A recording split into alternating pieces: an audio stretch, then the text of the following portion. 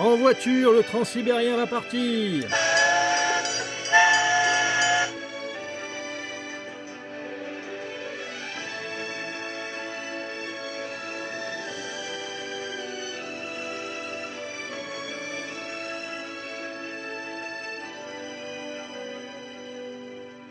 Привет, комandé! И добро пожаловать, je conseille! Cette fois-ci, on part en train à l'époque des locomotives à vapeur. Et nous allons construire les voies ferrées à partir de Moscou vers Vladivostok, Kiev et Saint-Pétersbourg. Bon tac!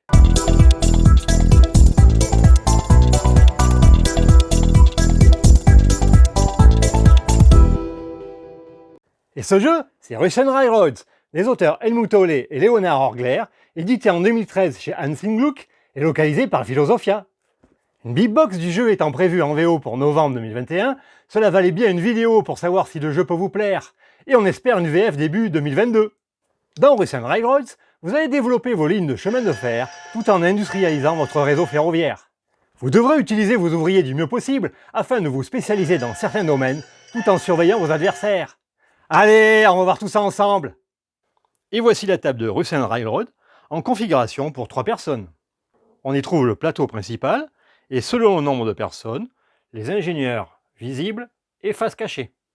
Les locomotives classées selon leur numéro, les 8 cartes bonus, les 5 cartes spéciales, face visible, les jetons x2, les roupies et la tuile spéciale de dernier tour. Chaque compagnie commence avec son plateau personnel, une loco numéro 1 ici, 3 rails noirs placés sur la première case de chaque ligne de chemin de fer, un rouble, un marqueur d'industrie en position 0, et un second marqueur d'industrie en réserve, une carte ordre du jeu distribuée au hasard, un pion sur la piste d'ordre de jeu, et une carte bonus de départ à choisir en commençant par la dernière société dans l'ordre du tour. Et comme d'habitude, voici quelques points de règle importants à ne pas oublier. À votre tour, vous devez choisir une case d'action libre, et vous devez pouvoir effectuer l'action totalement. Au début, vous êtes limité à la construction de rails noirs. Pour construire les rails des autres couleurs, vous devez atteindre les cases 2, 6, 10 et 15 du Transsibérien. Attention, la construction de rails sur une ligne suit un ordre précis et immuable. D'abord noir, puis gris, marron, beige et enfin blanc. Et bien sûr, un rail ne peut jamais rattraper ou devancer un rail qui le précède. Par exemple, ici, la compagnie rouge fait avancer, grâce à son ouvrier, 2 rails noirs sur la ligne de Saint-Pétersbourg. Elle peut maintenant utiliser les rails gris. Mais elle n'a pas le droit de faire cette action puisqu'elle fait avancer son rail gris de 3 cases, ce qui est interdit puisqu'il arrive sur la case d'un rail noir. Pour indiquer que vous avez de nouveaux rails, vous pouvez les placer sur votre position de départ. Par exemple, ici, les rails gris, placés juste derrière les rails noirs. Les lignes de Saint-Pétersbourg et Kiev peuvent seulement accueillir une locomotive, alors que la ligne du Transsibérien peut accueillir jusqu'à 2 locomotives. Pour améliorer une locomotive, vous devez la remplacer par une autre dont le numéro est plus élevé. L'ancienne locomotive n'est pas perdue. Vous pouvez l'assigner sur l'une des 2 autres lignes, et si ce n'est pas possible, la loco est retournée côté violet, puis est placée dans la réserve et sera dorénavant utilisée comme une usine. Par exemple ici, avec un ouvrier, la compagnie rouge gagne une nouvelle locomotive, donc forcément une locomotive de niveau 2. Elle peut placer cette locomotive soit sur une de ces 2 lignes, soit en complément sur la ligne Transsibérien, soit remplacer la locomotive 1. Dans ce cas, la locomotive 1 est placée sur une de ces 2 lignes. Ce sera sur Saint-Pétersbourg. Lorsque vous placez une usine sous votre plateau, assurez-vous de la placer de gauche à droite dans l'un des 5 endroits prévus à cet effet. Ici, par exemple, avec 2 ouvriers, la compagnie décide de prendre une usine. Il n'y a pas d'usine en réserve, ce sera donc forcément une locomotive de niveau 2 qui se transforme en usine et qui est placée le plus à gauche, donc ici. Avec votre marqueur d'industrialisation, vous êtes limité aux 4 premières cases de votre piste. Vous devrez, comme ici, construire une usine pour combler chaque trou et ainsi continuer votre industrialisation. Sur le plateau principal, il y a 3 actions auxiliaires. Le jeton x2 que vous devrez placer sur une case libre au-dessus du transsibérien, et bien sûr, vous devrez remplir ces 8 cases de gauche à droite avec un seul jeton par case. L'action qui vous permet de gagner 2 roubles, et attention, un rouble peut remplacer un ouvrier, mais pas l'inverse. Par exemple ici, je peux payer 2 roubles au lieu d'un ouvrier et 1 rouble pour faire avancer 2 rails de n'importe quelle couleur sur mon plateau. Et enfin l'action 2 ouvriers temporaires, et vous ne pouvez pas les conserver pour la prochaine manche. L'ordre de jeu est désigné par les espaces du plateau réservés à cet effet. Vous pouvez placer un ouvrier sous la première ou la deuxième position de l'ordre de jeu. Cela signifie que vous occuperez cette position dans l'ordre de jeu durant la prochaine manche. Bien sûr, on ne peut ni placer un ouvrier sur l'action correspondant à sa position actuelle. Également, il est interdit d'occuper les 2 actions d'ordre de jeu. Cas particulier, si la première compagnie place un ouvrier en deuxième position, comme ici, et que personne ne place d'ouvrier sur la première position, l'ordre de jeu ne changera pas en fin de manche. Et en fin de manche, quand toutes les compagnies ont passé, c'est celle qui a placé son ouvrier sous la deuxième position, qui est la première, à le déplacer pour faire une action. Elle prend son ouvrier de l'ordre du jeu et le déplace sur une action libre de son choix. Puis c'est éventuellement à la compagnie ayant placé son ouvrier sur la première position de faire de même. Et bien sûr, on n'oublie pas de mettre le nouvel ordre de jeu. Il existe plusieurs cases spéciales sur chaque plateau personnel. Afin d'obtenir l'avantage d'une case, vous devez toujours au moins atteindre la case avec un rail. Et dans quelques cas, une locomotive doit aussi être présente afin d'atteindre la case.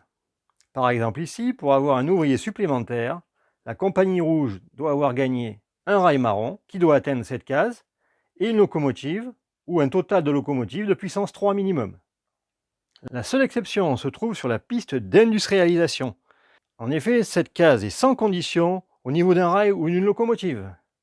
Je vous rappelle qu'une évaluation a lieu à la fin de chaque manche, une fois que toutes les compagnies ont passé et que l'ordre de jeu a été réorganisé pour la manche suivante. En principe, seules les cases atteintes par une locomotive sont décomptées. Et comme vous avez pu le remarquer, j'utilise des marqueurs d'une célèbre marque de briques pour indiquer la puissance actuelle de chaque loco. Ici, puissance 2, ici, puissance 1. Cela permet lors de chaque évaluation de ne pas se tromper sur le calcul des points par rapport aux locomotives. Chaque rail sur une piste peut rapporter des points.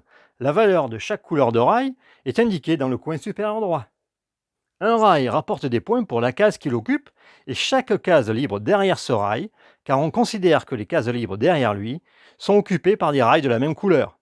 Ici par exemple, 1 point par rail gris, donc 2 points au total.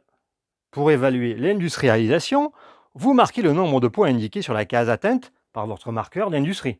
Sur les cases où il n'y a pas de points indiqués, comme ici par exemple, vous marquez les points de la dernière case précédente valant des points. Ici, 5. Attention, au début de la dernière manche, le jeton dernier tour est placé sur les actions d'ordre de jeu, ici. En effet, ces anciennes actions sont inutiles et c'est pour cela qu'elles sont remplacées par cette nouvelle action. Au décompte final, en cas d'égalité sur le nombre d'ingénieurs, chaque société doit trouver le numéro le plus élevé sur ses conducteurs. Et parmi ces numéros, le plus élevé l'emporte, ce qui lui permet de marquer 40 points et 20 points pour le second. Et bien entendu, une société qui n'a pas de conducteur ne peut pas obtenir ces points bonus. Ces numéros se situent en bas de chaque ingénieur, ici par exemple 8. Et en cas d'égalité à la fin du jeu, les personnes à égalité remportent la partie. Et oui, il n'y a pas de tiebreaker. Afin de marquer un maximum de points, vous devez poursuivre la construction de vos différentes lignes ferroviaires. Les rails des autres couleurs représentent des rails de meilleure qualité et permettent de marquer plus de points. Gardez toujours un œil sur les actions de construction de rails disponibles, afin de vous assurer de faire avancer les rails de meilleure qualité lorsque cela est possible. Portez une attention particulière aux locomotives que vous construisez, afin de vous assurer qu'elles atteignent les cases spéciales sur votre plateau personnel. Les 2 actions non permanentes des ingénieurs sont souvent très utiles. Les roubles sont plus polyvalents que les ouvriers temporaires, ce qui fait qu'en général, on préfère d'abord les prendre. Pendant la partie, vous devrez essayer d'obtenir au moins 2 jetons spéciaux.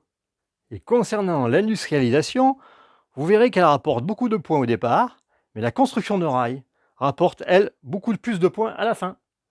Je vous le rappelle, les conducteurs sont très utiles.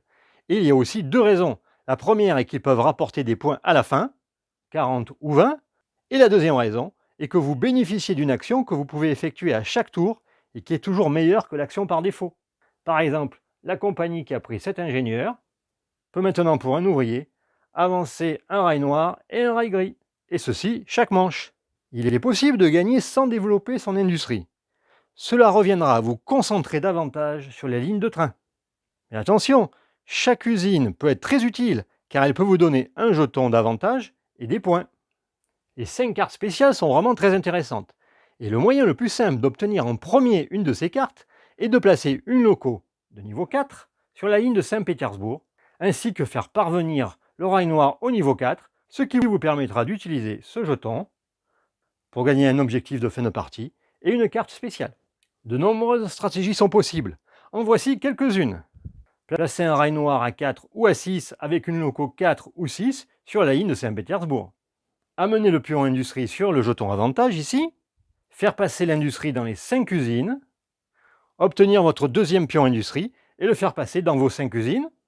Obtenir un ouvrier supplémentaire en amenant le rail noir en 7 sur la ligne de Kiev, ce qui est possible au tour 3 ou 4.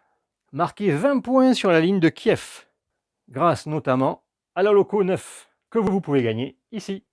Débloquer la médaille de Kiev que vous placerez ici et qui pourra vous faire gagner 20 points supplémentaires.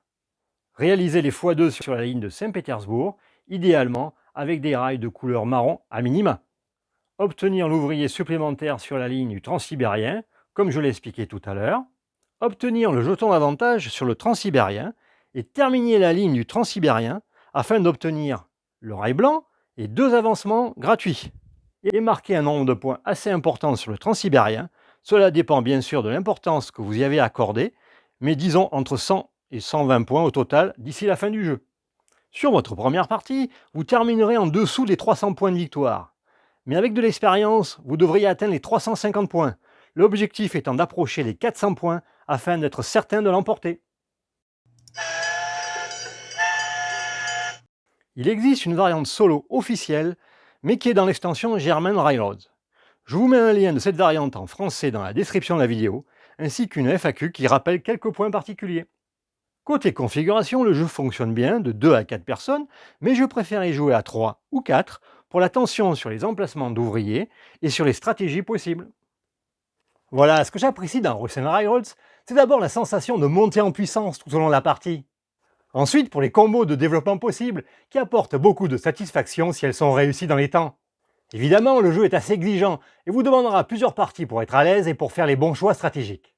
Le jeu a d'ailleurs bénéficié de plusieurs extensions, comme German Railroads, qui apporte des plateaux personnels modulables, ainsi qu'un module de gestion du charbon. Il y a également American Railroads, qui est davantage centré sur les chemins de fer vers l'ouest sauvage, et sur un système boursier représenté par un plateau additionnel. Entre les deux, je vous conseille German Railroads, qui donne une véritable asymétrie à chaque partie. Bien sûr, toutes ces extensions seront comprises dans la Big Box, qui s'appellera Ultimate Railroads, et qui contiendra également différents bonus, ainsi qu'une variante solo et la nouvelle extension Asian Railroads. Cette nouvelle extension se composera de 2 modules avec de nouveaux plateaux personnels et un plateau industriel. Bref, si vous n'avez pas les extensions, cette B-Box est faite pour vous. Et pour aller plus loin sur cette époque, je vous recommande le livre L'épopée sibérienne, la Russie à la conquête de la Sibérie et du Grand Nord, de l'auteur Eric Wesley, qui parle entre autres du chantier extraordinaire du Transsibérien. Ah, j'entends le train qui rentre en gare. Et à bientôt sur Je Conseille.